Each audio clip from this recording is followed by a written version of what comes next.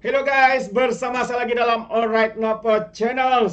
Amat-amat memalukan sahabat semua apabila pemimpin-pemimpin PAS terus berpolitik ya di bulan yang mulia ini. Ya, apa tidaknya perkara kecil ditunggang, diperbesarkan. Demi apa sahabat semua sebenarnya mereka melakukan perkara ini? Bagi pandangan saya ini kerana ya mereka semakin terdesak ya untuk memainkan isu-isu sebegini rupa untuk kononnya untuk membuatkan rakyat di luar sana marah, mungkin juga menghasut rakyat untuk membenci kepada kerajaan hari ini.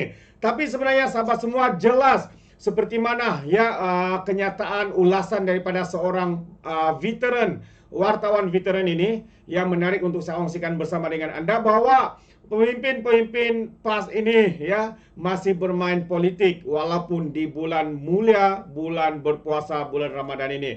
Jadi tanpa buang masa saya kongsikan ulasan daripada uh, seorang veteran ini dan juga sahabat semua yang berkaitan juga dengan Perdana Menteri kita yang sibuk keliling dunia tapi dijadikan isu oleh walaun-walauntit, politikus-politikus, lebay-lebay dan juga geng sapu bersih. Jadi untuk yang pertamanya, izinkan saya untuk membacakan ulasan padu daripada seorang veteran, wartawan veteran dalam negara kita yang menyatakan lagi main politik walaupun di bulan mulia. Sebenarnya kenyataan ini ditujukan salah seorang ketua Dewan Ulama PAS, yaitu Ahmad Yahya, sebenarnya telah mencetuskan polemik di sebalik dakwaan terhadap kerajaan. Jadi apa dakwaan itu? Mari saya kongsikan bersama dengan Anda sahabat-sahabat semua. Katanya sebenarnya seawal bulan Mac, Menteri Pendidikan YB Fadil Nasidik sudah pun berkata tidak ada keperluan untuk kantin sekolah ditutup pada bulan puasa. Dan apabila sehari sebelum Ramadan, beliau mengulangi kali ini dengan jelas kantin sekolah akan terus beroperasi sepanjang Ramadan. Saya jangka tidak akan ada isu seperti apa yang berlaku pada tahun-tahun yang terdahulu. Rupanya saya silap katanya soal kantin sekolah dibuka bulan puasa ini dijadikan juga isu oleh Parti PAS yang menyifatkan langkah itu keterlaluan. Ketua Dewan Ulama PAS Pusat Ahmad Jaya berkata arahan Menteri Pendidikan seolah-olah tidak menghormati bulan Ramadan dan sengaja mencetuskan polemik katanya. Cetus polemik, itu antara kenyataan beliau. Bagi saya katanya apabila Ahmad berkata apa yang beliau kata mengenai operasi kantin sekolah, beliaulah yang mencetuskan polemik. Karena sebelum itu tiada siapa yang bercakap berkaitan dengan hal ini. Juga pelik Ahmad memilih untuk bersuara pada hari pertama Ramadan, walhal Menteri sudah mengumumkan pada 20 Mac yang lalu kalau tidak setuju dan tuduh arahan Menteri keterlaluan. Beliau mempunyai 1 bulan untuk menyatakan bantahan. Namun seperti dikata tadi beliau membangkang apabila umat Islam sudah mula berpuasa. Mengapa tunggu lama soalnya? Jadi ada beberapa tindakan Fadina pada masa yang lalu yang tidak setuju malah bantah. Tapi kali ini khususnya soal kantin sekolah saya setuju dengan beliau karena sebab yang diberi munasabah dan betul kata beliau kantin mesti dibuka tapi mesti ada dari segi pendidikan berkaitan kesedaran dan rasa hormat khususnya sekolah yang ada pelajar bukan Islam. Proses pendidikan untuk memberi kesedaran dan ada rasa hormat menghormati satu sama lain. Tetapi bagi Ahmad, ya pemimpin PAS ini tidak menghormati Ramadan. Bagi beliau tidak menghormati beliau. Mungkin beliau melihat arahan si menteri hanya mencakupi hormat akan hak orang bukan Islam dan bukan rasa hormat kepada umat Islam yang berpuasa.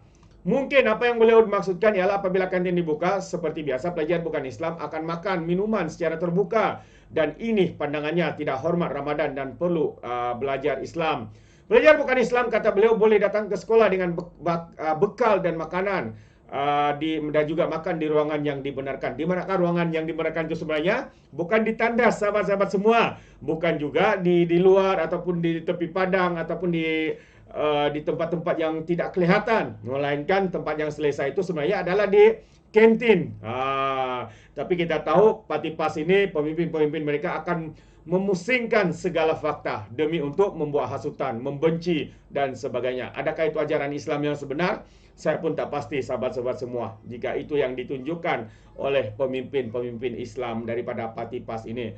Jadi adakah beliau mencarakan ruang tertentu diadakan, ya, tidakkah ini bermakna wujud pula kantin mini? Atau adakah beliau lupa pada 2013 pelajar bukan Islam terpaksa makan di tanda sekolah? Ada juga kes pelajar bukan Islam makan waktu rehat di bilik store. Pelik juga beliau lupa karena ini adalah isu yang besar waktu itu.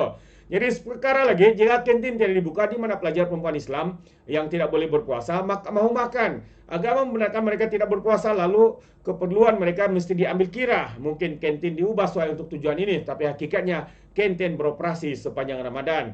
Sememangnya katanya soal orang tidak hormat orang berpuasa kerap dijadikan modal konon demi untuk mempertahankan kesucian agama. Kata seorang kawan melalui Facebook, kalau nak minta kantin tutup di bulan puasa, maksudnya iman umat Islam di Malaysia amat lemah. Artinya tak tahan tengok orang lain makan, minum di depan mereka. Seorang lagi kawan menghantar teks di kumpulan WhatsApp yang saya anggotai tapi tidak memberitahu sama ada yang merujuk kejadian tertentu atau bercakap secara am. Mesejnya berbunyi, daripada anak bin Malik RA berkata, maksudnya kami selalu bermusafir bersama-sama Nabi katanya, dan orang yang berpuasa tidak mengkritik mereka yang berpuasa, dan orang yang berpuasa tidak pula mengkritik orang yang berpuasa. Riwayat Bukhari. Jujur saya akui, kata pemimpin veteran wartawan ini, ya, saya kerdil soal agama lalu tidak pasti sama ada istilah mengkritik tepat atau digunakan seperti yang disebut. Namun saya faham akan artinya. Kata ahli Parlimen Bangi, Serizan Johan, sikap PAS dalam isu kantin sekolah menunjukkan parti itu serta Perikatan Nasional bukanlah jawapan yang betul untuk politik negara. Menurut beliau, sekali lagi PAS dan PN membuktikan pendirian politik mereka tidak serasi dengan negara pelbagai kaum dan agama, dan mereka lebih cenderung mengeluarkan kenyataan yang memecah belahkan masyarakat, bukan memupuk perpaduan. Jadi saya setuju kata veteran wartawan ini, akan tetapi Serizan ialah anggota DAP. Oleh itu PAS boleh menyifatkan kata-kata beliau sesuatu yang sememangnya dicangka daripada parti lawan. Namun, oleh kerana PAS sebuah parti politik, pada hemat saya ada unsur politik melalui kenyataan Ketua Dewan Ulamanya. Maksud saya untuk score some politic points demi sokongan orang Melayu di peti undi kelak. Mungkin Mesej Ahmad boleh dibaca bagi tuduhan kerajaan tidak sensitif terhadap perasaan orang Melayu Islam. Itu ringkasnya. Jadi saya tahu pasti orang Melayu yang setuju dengan pendapat Ahmad. Namun jika dilihat reaksi di platform media sosial dan terutamanya ruang komen di portal berita pendirian, Ahmad disanggah rata-rata oleh orang Melayu itu sendiri. Malah ada melemparkan kata-kata perkesat ke atas beliau yang tidak manis diulangi di sini. Kesimpulannya, jika PAS menyarankan sokongan orang Melayu dalam isu ini, ia tersalah langkah dan ia sekadar mengesahkan pandangan atau tuduhan PAS bermain politik sempit. Oh, itu antara ulasan padu ya daripada seorang veteran wartawan di dalam negara kita yang terkemuka, terbaik. Dan saya agak setuju ya dengan pandangan itu, sahabat-sahabat semua, bahwa kita lihat sebenarnya pimpinan-pimpinan PAS, pemimpin-pemimpin PAS ini sebenarnya bermain politik ya semasa di bulan yang mulia ini, ya, bulan berpuasa dan sebagainya. Dan tidak terkecuali juga sahabat-sahabat semua ya, Datuk Seri Anwar Ibrahim mendapat tempiasnya ya apabila walaun-walauntit, penyokong-penyokong Tegar, PAS dan Bersatu ini sibuk ya untuk mencari kesalahan, untuk menimbulkan isu-isu kecil diperbesarkan. Antaranya mengatakan bahwa Perdana Menteri kita sibuk pusing satu dunia untuk cari pelabur untuk meningkatkan pendapatan negara, tapi orang PAS, Bersatu, walaun-walauntit sibuk bercakap pasal songkok. Itu antara kenyataan ya daripada walaun-walauntit, pemimpin-pemimpin PAS, ya, mereka pula sibuk menaikkan isu berkaitan dengan songkok ini. Jadi apa sebenarnya yang dikaitkan oleh walaun-walauntit? Menteri Jabatan Perdana Menteri Undang-Undang dan Reformasi YB Azalina Othman Said menyatakan rasa kesal dengan sikap setengah rakyat Malaysia yang lebih suka menyanjung tinggi negara luar berbanding negara sendiri. Kata Azalina, lebih buruk lagi apabila rakyat dengan mudah terdorong dengan berita-berita buruk mengenai kerajaan yang dipaparkan di media sosial hari ini. Perdana Menteri pusing satu dunia katanya untuk cari pelabur. Mereka orang luar memuji semuanya hebat dan orang sibuk nak cakap songkol tak pakai ini semua clickbait, umpan klik. Sebab itu kita enjoy berita buruk, kata YB Azalina. Perdana Menteri kita ke sana dan ke sini. Kenapa Datin Seri tak ikut? Itu berita jahatlah. Ini berbagai ya. Soal isteri kepada Perdana Menteri tidak ikut pun jadi isu, sahabat-sahabat semua. Apa yang mereka fikirkan sebenarnya? Adakah begitu ketandusannya mereka membuat isu-isu ataupun membicarakan isu, terutamanya isu rakyat, ataupun sebenarnya mereka tidak ingat ya isu rakyat ini yang harus diutamakan menjadi utama dalam perjuangan politik. Jelas sahabat semua, mungkin Anda tahu jawabannya.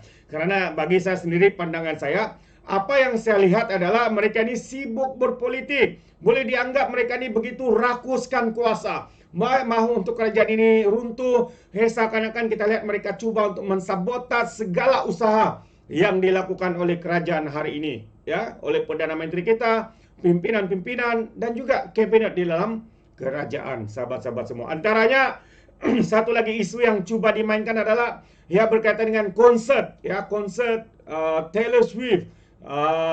Ini berbagai lagi lah. Ya, walaupun kita lihat pimpinan-pimpinan PAS dan Bersatu ini berselisih faham, ada yang setuju untuk adakan, PAS pula tidak bersetuju. Dan jadi jelas sahabat semua di mana keutamaan mereka semua, di mana fokus mereka sebenarnya. Mengulas lanjut, YB Azalina berkata, jika benar Malaysia begitu buruk pada pandangan mata rakyatnya, kenapa warga asing yang masuk ke dalam negara kita enggan pulang? Warga Indonesia masuk, balik kata balik. Warga Bangladesh masuk, tak balik.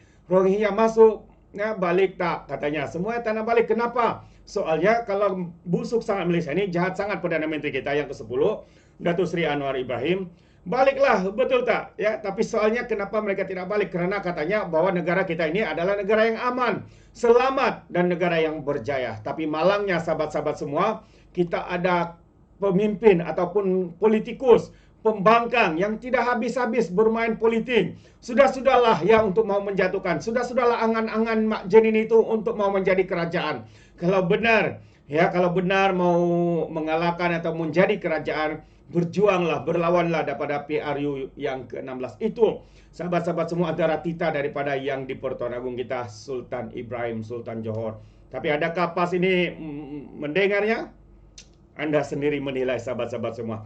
Jadi terima kasih, sampai di sini saja. Izinkan saya untuk mengundurkan diri. Tapi sebelum itu, sekiranya Anda mau berikan sebarang komen, pandangan berkaitan dengan isu ini, Anda boleh berikan di dalam ruangan komen. Terima kasih, izinkan saya untuk mengundurkan diri. Dan seperti biasa, peribahasa mengatakan, tepapun kangkap, dua tahun keinginan. Dalam bahasa Melayunya, tepuk dada, tanya selera. Sekian jadi daripada Alright Dapat Channel. Kita berjumpa lagi. Bye-bye.